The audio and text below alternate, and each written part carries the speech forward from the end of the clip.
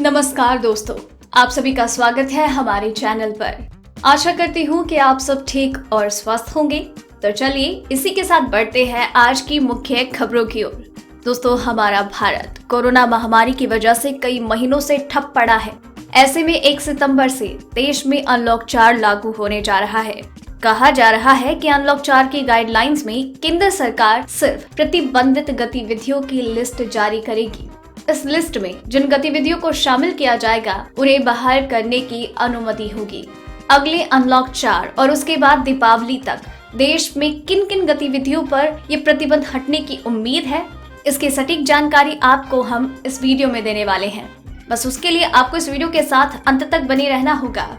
तो चलिए अब आपको दोस्तों ले चलते हैं आज की मुख्य सुर्खियों की ओर, जहां आपको सबसे पहले बताएंगे देश में कोरोना का क्या है हाल। वहीं बताएंगे अनलॉक 4 1 सितंबर से चल सकती है मेट्रो ट्रेन, स्कूल कॉलेज अभी नहीं खुलेंगे। साथ ही बताएंगे नए कारोबारियों की मोदी सरकार ने की राह आसान, महज 3 दिन में होगा ये काम। वहीं यूएन में भारत ने पाकिस्तान की खोली पोल, कहा कई बार दोहराया झूठ सच नहीं हो सकता। इसी के साथ अगली खबर में आपको बताएंगे आज आपके राज्य का मौसम का हाल। वहीं बताएंगे डीजल और पेट्रोल की आज के दाम। साथ ही बताएंगे कोरोना वैक्सीन काउंटडाउन, आज भारत बढ़ाएगा बड़ा कदम, होगा आत्मनिर्भर। बड़ी खबर, ड्राइविंग लाइसेंस और बाकी डॉक्यूमेंट्स को लेकर सरकार का बड़ा आदेश, दी बड़ी राहत। साथ ही बताएंगे सिर्फ व्हाट्सएप पर एक मैसेज करने से आपके घर पहुंचेगा एटीएम। जी हाँ दोस्तों, ऐसी और भी कई बड़ी खबर और अपडेट निकल कर आ रही है जिनकी सटीक जानकारी आपको इस वीडियो में देंगे।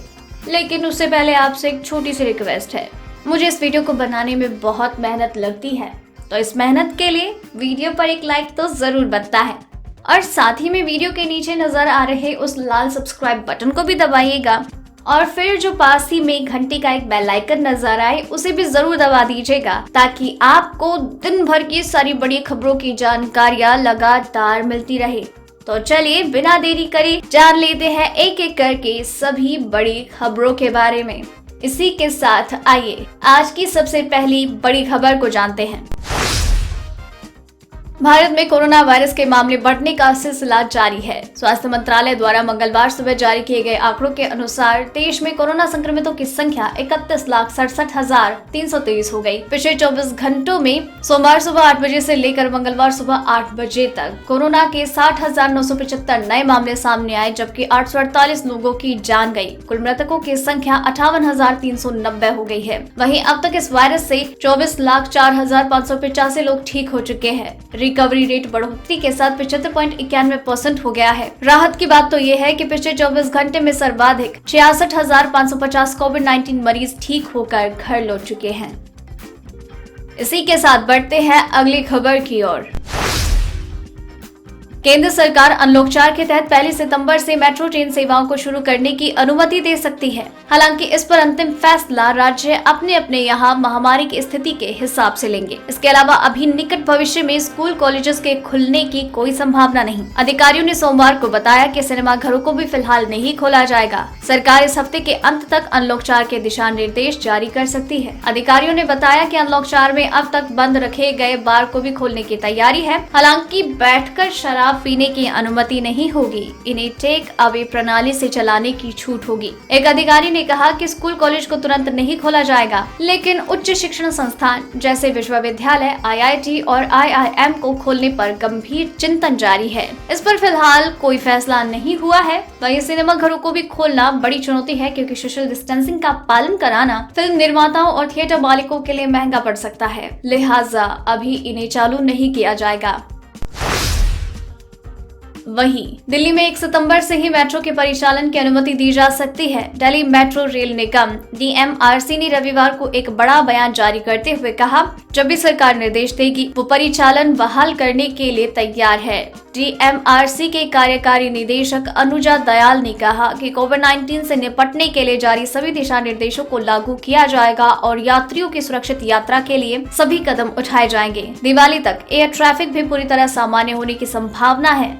नागरिक उड्डयन मंत्री हरदीप पुरी ने उम्मीद जताई कि दिवाली तक कोविड-19 महामारी से पहले वाली स्थिति आ जाएगी। उन्होंने कहा, तब तक केंद्र सरकार मुंबई, कोलकाता जैसी जगहों से और ज्यादा उड़ानों की अनुमति दे देगा, जिससे यात्रियों की संख्या भी बढ़ेगी।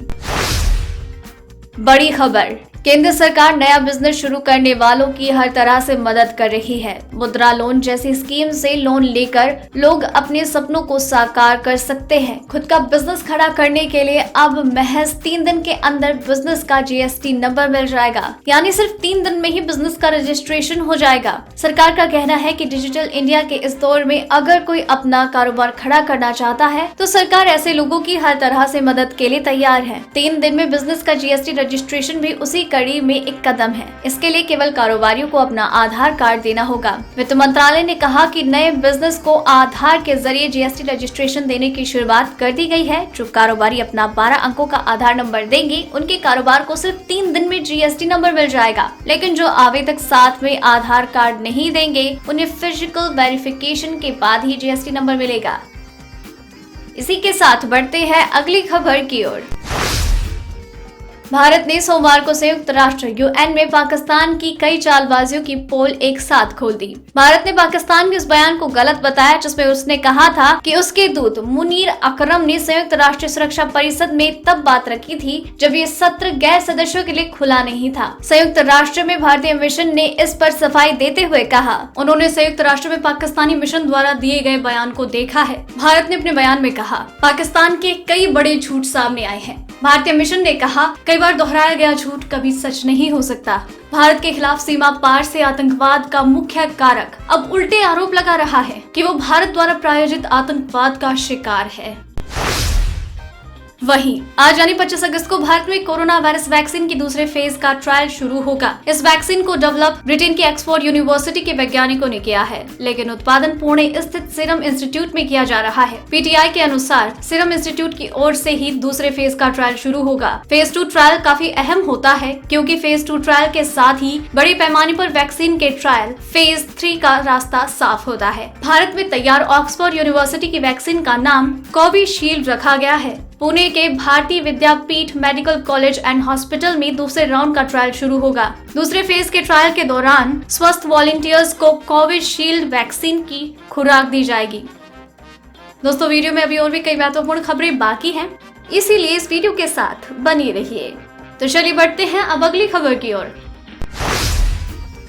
पेट्रोल की कीमतों में इन दिनों लगातार बदलाव जारी है। आज मंगलवार को भी पेट्रोल के दाम में बढ़ोतरी हुई। दिल्ली में आज पेट्रोल 11 पैसे महंगा हो गया। डीजल के दाम पहले जैसे ही हैं। दिल्ली में 25 अगस्त को पेट्रोल की कीमत 11 पैसे बढ़कर 81.73 रुपए प्रति लीटर और डीजल 73.56 रुपए। मुंबई में पेट्रोल 88.39 रुपए और डीजल 80.11 रुपए। कोलकाता में पेट्रोल 83.24 रुपए और डीजल 77.06 रुपए प्रति लीटर। चेन्नई में पेट्रोल 9 पैसे बढ़कर 84.73 रुपए और डीजल 78.86 रुपए प्रति लीटर के हिसाब से बिक रहा है। वहीं देश के अलग अलग हिस्सों में भारी बारिश जारी है। वहीं मौसम विभाग के अनुसार देश के कई राज्यों में अगले 24 घंटे के भीतर भारी बारिश हो सकती है। भारतीय मौसम विज्ञान विभाग के अनुसार अगले 3 दिन यानी 25 से 27 अगस्त तक दिल्ली, एनसीआर समेत हरियाणा, जम्मू, हिमाचल प्रदेश, उत्तराखंड, पश्चिम बंगाल, छत्तीसगढ़, झारखंड और ओडिशा में भारी बारिश होने की संभावना है। देश के उत्तरी भाग में हरियाणा, पंजाब, चंडीगढ़ और उत्तर प्रदेश में 26 और 27 अगस्त को अलग अलग जगहों पर भारी बारिश की संभावना है। मौसम विभाग के अनुसार जम्मू कश्मीर, बाल्टिस्तान, गिलगित, मुजफ्फराबाद, लद्दाख और हिमाचल प्रदेश में ओले गिरने से काफी व्यापक वर्षा होने की संभावना है। 25 से 27 अगस्त के दौरान उत्तराखंड में भारी से बहुत भारी बारिश का खतरा है। केरल में इस पूरे हफ्ते के दौरान हल्की बारिश के साथ अधिक अपेक्षा फिलहाल नहीं है। इसी के साथ बढ़ते हैं अगली खबर की ओर। पश्चिम बंगाल के बीरभूम जिले में एक ऐसा मामला सामने आया जिसे देखने और सुनने के बाद सिर शर्म से झुक जाता है।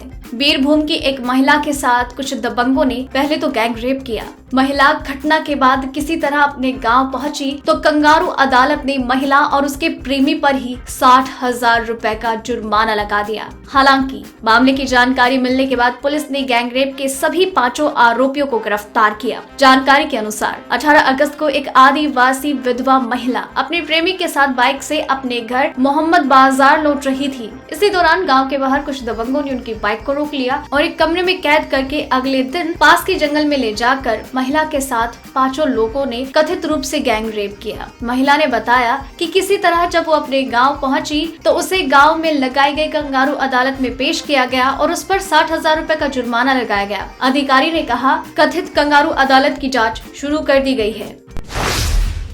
बड़ी खबर, सरकार इनकम टैक्स रिटर्न से लेकर पैन आधार कार्ड लिंक कराने की तमाम तारीखों की अंतिम तारीखों को कोरोना वायरस महामारी की वजह से आगे खिसका चुकी है। अब सरकार ने ड्राइविंग लाइसेंस और वाहनों के दूसरे डॉक्यूमेंट्स को लेकर भी बड़ी राहत दे रही है। सरकार ने ऐसे DL और डॉक्यूमेंट की वैधता को 31 दिसंबर तक बढ़ा दिया है, जो हाल फिलहाल में रिन्यू के लिए जाने वाले थे। इस आदेश के बाद से देश के करोड़ों लोगों को लाभ मिला है। मंत्रालय ने आगे सलाह दी है कि सभी संबंधित दस्तावेज जिनकी वैधता का विस्तार राष्ट्रव्यापी बंद के कारण नहीं हो सका या होने की संभावना नहीं है और जिन दस्तावेजों की वैधता 1 फरवरी 2020 से समाप्त हो गई है या 31 दिसंबर 2020 तक ये समाप्त हो जाएगी, इन्हें 31 दिसंबर 2020 तक वैध माना जाएगा। प्रवर्तन अधिकारियों को सलाह दी गई है कि वो ऐसे दस्तावेजों को 31 दिसंबर 2020 तक वैध माने। इसी के साथ बढ़ते हैं अगली खबर की ओर। आने वाले वक्त में एयरटेल के उपभोक्ताओं को अपनी जेब ज्यादा ढीली करनी पड़ सकती है, क्योंकि कंपनी के चेयरमैन सुनील मित्तल ने इसके संकेत दिए हैं। एयरटेल के चेयरमैन सुनील मित्तल ने कहा, 160 रुपए में 16 GB डेटा एक त्रासदी है। इस कीमत पर अगर आप या तो 1.6 GB डेटा ले लीजिए या फिर आप इससे ज्यादा कीमत चुकाने के लिए तैयार हो जाइए। इसके साथ ही उन्होंने कहा कि हम अमेरिका और यूरोप की तरह 50 से 60 डॉलर नहीं बढ़ाना चाहते, लेकिन $2 प्रति महीना निश्चित रूप से लंबे समय तक नहीं चलेगा। सुनील मित्तल ने कहा, सरकार को उद्योग जगत के साथ ज्यादा विवादों में नहीं उलझना चाहिए।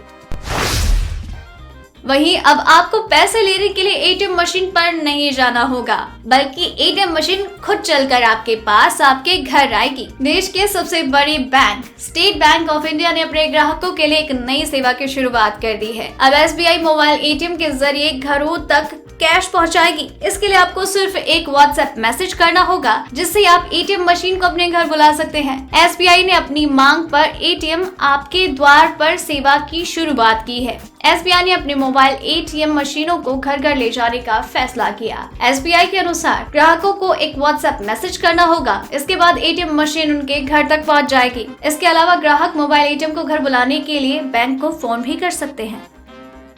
दोस्तों, आज की खबरों में बस इतना ही। अगर आपको भी ये खबरें अपने मोबाइल पर हर दिन यूं ही चाहिए तो वीडियो के नीचे दिए गए इस लाल बटन को दबाकर चैनल को सब्सक्राइब कर लीजिए और साथ ही साइड में दिए गए इस घंटी को भी दबाएं। और अगर आपने वीडियो पूरा देखा है तो अपना नाम नीचे कमेंट सेक्शन में जरूर लिख भेजिएगा। तो दोस्तों, फिर मिलते हैं कल। जय हिंद, धन्यवाद।